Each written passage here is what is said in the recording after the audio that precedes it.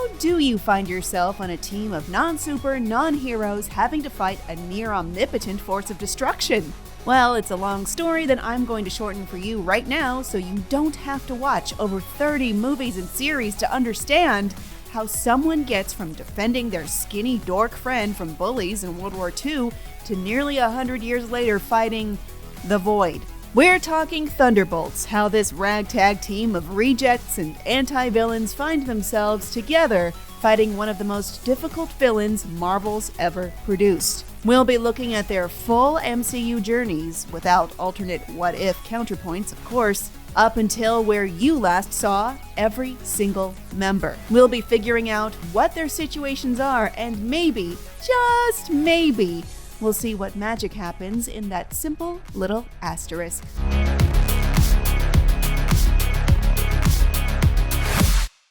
Yolena Bova, ostensibly the center of the Thunderbolts squad, is the little sister of Natasha Romanoff and a former Black Widow operative appearing in Black Widow and the Hawkeye series. She grew up as the adopted sister of Natasha, along with adoptive parents Alexei Shostakov, aka Red Guardian, and Melina Vostokov, a Red Room operative and veteran Black Widow. When the mission ended, Yelena and Natasha entered the Red Room program, though rarely saw each other. They both trained to be deadly operatives. Following Natasha's defection from the program, Yelena and the other Black Widow operatives were placed under mind control to serve the needs of General Dreykov. Eventually, Yelena was freed and was horrified at the atrocities she'd unknowingly committed and promised to free the other mind-controlled Black Widow agents. She turned to Natasha, naturally, looking up to her big sister, who she found out became an Avenger. Together, they worked to take down Dreykov and the Red Room, fight Taskmaster, and mend their bond along the way. This also meant rescuing their old dad, Red Guardian, from a Russian prison. And reuniting with Vostokov, their mom. While the others more or less viewed this family unit as a mere espionage ruse of the past, to Yelena, it was real, and they are the only family she's ever known. That wasn't real. Who cares? Don't say that. Please don't say that. It was real. It was real to me. You are my mother. Red Guardian cheers her up, and together, they take down the Red Room with Yelena herself playing a key role in freeing the mind-controlled Black Widows. Natasha saves Yelena from a free fall and tells her she was lying, and that to her, the family is real too, and they embrace as sisters. Yelena gives Natasha her vest, her only possession, and promises to free all the remaining mind-controlled Black Widows, which she does, except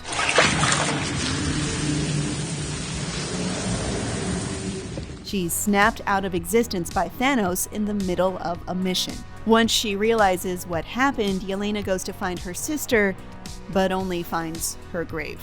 And Val, who she is already working for, finds her and assigns a new target, Clint Barton. She tells her this is the man responsible for killing her sister. Yelena pursues Clint and his young protege, Kate Bishop. Someone is hired. The Black Widow assassin. Over a nice pot of mac and cheese with sriracha, Yelena expresses to Kate that she has to take out Clint for Natasha's death and that he had murdered other people as Ronin, so he's not a good guy. They develop a rivalry but sort of like and respect each other at the same time, even in the middle of intense fighting. Yelena eventually makes it to Clint and refuses to believe him when he tells her the truth, that Natasha sacrificed herself on purpose. She fights him even though he refuses to hit back, and eventually breaks down crying when he whistles the secret tune she shared with Natasha. They make amends over their shared grief, and she gives up on her mission to kill him. And not for nothing, but that probably pissed Val off. The moment with Hawkeye was sweet, I'll say that, but that's probably a scene that happened off camera at some point. The Soviet Union's answer to Captain America, official state super soldier Alexei Andreevich Shostakov, was deployed on several Soviet armed forces missions and became a beloved hero to his people. At one point, he became a good friend of General Draov, a high-ranking Soviet military officer and head of the secretive Red Room, aka the Black Widow program. Following the USSR's dissolution in 1991, he was sent with his fake family, Yolena Vostokov, Natasha Romanoff, and Yolena Bova, to Ohio to infiltrate S.H.I.E.L.D., which was itself already infiltrated by Hydra. He grew to love his fake wife and daughters over time, but they had to bail on the mission when S.H.I.E.L.D. got wise. The family was separated, with the girls sent to the Red Room, and after a falling out with Draov, Red Guardian was sent to a high-security Russian prison where he spent decades kind of losing it. Eventually, his adult daughters came and rescued him in spectacular fashion and reunited with Yolena to hopefully help them take down the Red Room. He fought with Taskmaster in the floating Red Room headquarters, protected Yolena, and once the team was successful, continued making amends with his long-separated family on the ground. He was last seen fleeing Thunderbolt Ross with the liberated Black Widows and entire family unit but Natasha aboard an aircraft. Overall, Red Guardian is a lighthearted, flawed, but well-meaning man who loves his family and happens to have been injected with recreated super soldier serum that made him into a national hero decades ago and now basks in the faded glory and seeks more. Appearing or mentioned in 20 MCU titles and counting, Bucky is the character you probably know the most about and has been in the most Marvel media, so we're going to get through his section a little bit quicker. James Buchanan Barnes is a super soldier serumed World War II veteran / man out of time, much like his best friend and colleague, Steve Rogers. He was lost in a mission, recovered by Soviet Hydra, given a cybernetic arm complete with some nice fresh brainwashing, and became their captive operative, the Winter Soldier, for decades, frozen in between missions to keep him frosty and fresh. He, did the Kennedy assassination along with Tony Stark's parents, so he was not exactly a popular guy amongst his peers. But one day, on a mission to kill Nick Fury, he ran into his old friend Steve Rogers, who woke him up to his real life. Barnes was framed for the murder of Wakandan head of state and Black Panther's dad, T'Chaka, with Steve stepping in repeatedly to protect him. Eventually, the truth behind everything was revealed, and Wakanda took Bucky in to erase his brainwashing, which they successfully accomplished. They also gave him a vibranium arm upgrade, which was nice. Bucky was snapped out of existence by Thanos, but returned to fight in the final battle against him, then looked a little bewildered and out of place at Tony Stark's funeral. He said goodbye to Cap, knowing he would be leaving the timeline, and remained adamant that Sam Wilson was entrusted with the shield and that it was Sam's duty to Steve and everyone to become the new Captain America. Bucky also spent a lot of time trying to atone for his sins as the Winter Soldier and helping Sam fight John Walker and the Flag Smashers. Apparently, Nebula stole his vibranium arm somehow, and at that point he must have thrown up his remaining arm and said, "Forget all this, I'm joining politics," and then ran for Congress. Somehow, I think this is the strangest part of Bucky's story. Hello, how are you? Good, what did I miss? Nothing. All right, let's go. You may remember a pretty important part at the end of Avengers Endgame when Steve Rogers made the decision to time travel and anoint his friend and Avengers colleague Sam Wilson as the second Captain America in his place. By the time of the Falcon and the Winter Soldier, Sam came to the difficult conclusion that he could not live up to the Captain America legacy and donated the Cap shield to the Smithsonian, hoping for it to serve as a testament to Steve Rogers' hard work of saving the world over and over, closing the book on the saga of Captain America. Well, they didn't do that. Almost as soon as the US government got their hands on the shield, they appointed John Walker as the new second Captain America instead. Walker was a high school football star turned highly decorated soldier alongside his best friend and fellow soldier, Lamar Hoskins, who would become his new Bucky sidekick, Battlestar. Walker's main objective from the Global Repatriation Council was to stop the Flag Smashers, an anti-nationalist group trying to return the world state to what it was in the 5 years after the snap, but before the blip brought back all the people Thanos snapped out of existence in Avengers Infinity War. I guess some people really thought Thanos was right. They call themselves the Flag Smashers. Was that a new thing? Bad guys give themselves bad names. There's a lot worse names than that one. Oh, and they recreated Super Soldier Serum, and some of them took it. Walker struggles with the weight of the Captain America role and constantly being undermined, along with what is probably some PTSD. Something's not right about Walker. You don't say. Well, I know crazy when I see one. Only Lamar is able to keep John in check against his more aggressive inclinations. Along the way, Walker ran into Bucky and Sam several times as they tried to stop the Flag Smashers' violence separate from the GRC mission, and eventually he gets tired of Sam, Bucky, the Dora Milaje, and Zemo basically calling him a punk with no authority over them, and takes the Super Soldier Serum despite his doubts. Power just makes a person more of themselves, right? After Lamar is killed by a Flag Smasher, Walker does indeed become more himself and flips the hell out, beating an innocent guy to death with the Captain America shield egregiously in front of everyone. After this point, and without Lamar to keep him in check, Walker becomes a loose cannon. Why are you making me do this? And that kind of represents who Walker is. A guy who wants to do good but isn't fit for a hero's role because of his inability to overcome his own issues and rage the way Steve and Sam both could. I am Captain America. Not anymore. Walker is stripped of his title, rank, and he's hated worldwide. At least he handled it well. But there is one person who doesn't hate him, Contessa Valentina Allegra de Fontaine. And thus, with no other options, Walker ironically becomes the first member of the Thunderbolts as the newly anointed US agent, much like how Steve Rogers became the first Avenger. Taskmaster, aka Antonia Draov, is from Black Widow, and like many others on her team, has a sympathetic anti-villain story. Daughter of General Draov, who you may have picked up in Yelena and Red Guardian section of this video, was a pretty bad guy. Antonia was badly injured in an assassination attempt on her father by Black Widow and Hawkeye. The bomb explosion disfigured Antonia and left her in constant pain, so her father had a chip inserted into her neck that would dull her senses entirely and give him complete control over her.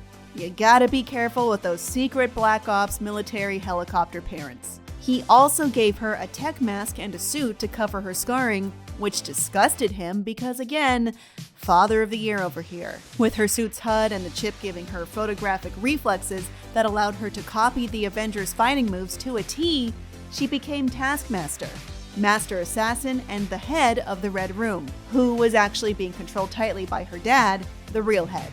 In the movie, she pursues and fights repeatedly and savagely with Natasha Romanoff, Yolena Bova, and Red Guardian due to them having gained some red dust, a substance that could free mind-controlled victims, aka all the Black Widows, from their subjugation. Natasha doesn't want to kill Taskmaster due to her guilt in changing her life in the assassination explosion, and blows red dust into her face, releasing her from the mind control. Taskmaster, now just Antonia probably, immediately stops fighting and joins the other mind-freed Black Widows to just move on with their lives. But guess she didn't, since she joined the Thunderbolts. Oh well. Ghost, aka Ava Starr, has only made one MCU appearance in Ant-Man and the Wasp. Like Sue Storm, one of her powers is invisibility. Unlike Sue Storm, everything else. Both of her parents were skilled scientists. Her dad, Elias, was even colleagues with Hank Pym and Bill Foster, and worked in quantum research at S.H.I.E.L.D. But since Pym is famously a bit of a jerk, he inevitably had a falling out with Elias and discredited him across the scientific community. Desperate to restore his name, Ava's dad decided to move away and still continue pursuing quantum research along with his wife, with risky experiments and their own quantum tunnel. One day, an experiment went wrong, causing the tunnel to explode, killing both parents. While Ava survived, she was infused with the quantum energy from the accident at a molecular level.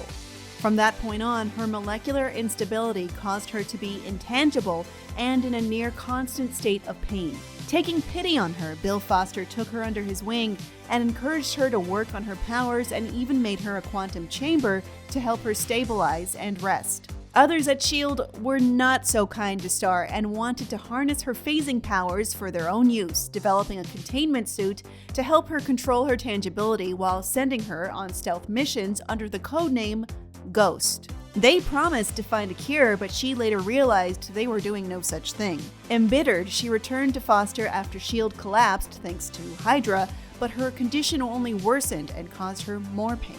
In the present time of Ant-Man and the Wasp, Ghost steals Hank Pym's mobile lab and knocks out the Ant-Man team once they catch up to her. At this point, she's weeks away from a likely death from her phasing condition, and she reveals her whole backstory to them, making it clear she doesn't want to hurt anyone. I'm not gonna hurt you, Scott, unless I have to. Yeah, she's pretty aggressive, but she's only doing any of this to save her life. Foster shows up as well and says she needs Janet Van Dyne's quantum realm-derived energy to help save her. Believing this would kill Janet, Hank refuses, because again, he's a jerk. When Janet finally returns from the quantum realm, Ghost tries taking her energy by force and decides if Janet dies, she dies. This is her only chance. However, Janet ultimately chooses to willingly give some of her energy to help Ava, at least temporarily. The team also commits to collecting healing quantum particles from a quantum realm, which, is how Ant-Man got stuck there during the blip. Ava is mostly a decent person with bad circumstances in the end, but she will take things pretty far even if she does feel bad about it. She is mostly considered a villain due to having opposite goals from the heroes of her movie and being distrustful of others due to how she's been treated for most of her life. It's not really clear what happens to her over the blip into Thunderbolts.